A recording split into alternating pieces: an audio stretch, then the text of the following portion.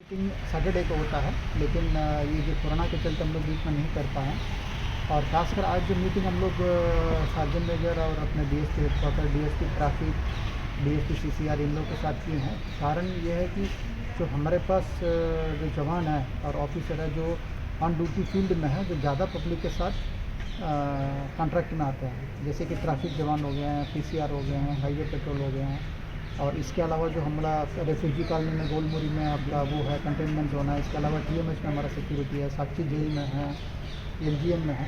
तो इन लोगों को जो पिछले बार हम लोग सपोर्ट किए थे, सप्लाई किए थे, जो हम लोग का मास्क है वो 3 लेयर मास्क था, वो भी ख़त्म हो गया उनके पास। और कुछ लोगों के पास ग्लव्स जो हम लोग पिछले बार दिए थे वो भी मतलब ख़त्म हो गया है। तो इसमें हम लोग ये डिसाइड किए थे कि कुछ हम लोग जैसे 500 या 600 जो फ्रंट लाइन वर्कर है हम लोगों का, जो ज़्यादा अक्सर पब्लिक के साथ पेशेंट के साथ जो सामने आते हैं, तो उनको एक N95 मास्क हम लोग को 2 N95 मास्क देने के लिए निर्णय लिए हैं। और उसके अलावा उनका जो ग्लव्स है यूज़ एंड थ्रो लगातार हम लोग नहीं दे पाएंगे उनको, इसलिए one time use permanent use के लिए जो पीला कलर का आता है वो वाला ग्लव्स हम लोग ऑर्डर कर रहे हैं। और खासकर जो ट्रैफिक वाले हैं ये लोग अपना कहीं कहीं लू लगने के बात आ रही है, क्योंकि अभी कहीं भी पोस्ट में इनको कहीं की जगह पे जाके पानी भी नहीं पी पा रहे हैं,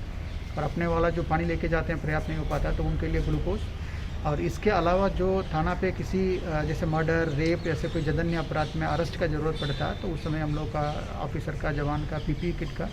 ये सब चीज़ में हम लोग डिस्कस किए। करीब 3-4 लाख हम लोग इसमें सामान खरीदने के लिए निर्णय लिए हैं। तो ये पैसा हमारे पास वेलफेयर फंड है, जो खासकर जमशेदपुर ज़िला में एक होर्डिंग में हम लोगों को जो मिलता है,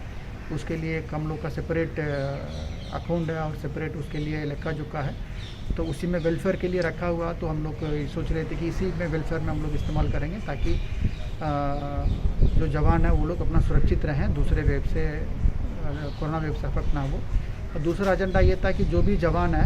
यदि वो लोग संक्रमित होते हैं तो उनका पास बैरक में दिक्कत होती है, तो उनको हम लोग सीटीसी मूसाबानी में एक आइसोलेशन सेंटर हम लोग बनाए हुए हैं, वहाँ से रेफ़र करना। और इसके अलावा हम लोगों का जो छुट्टी में जाते हैं जवान लोग,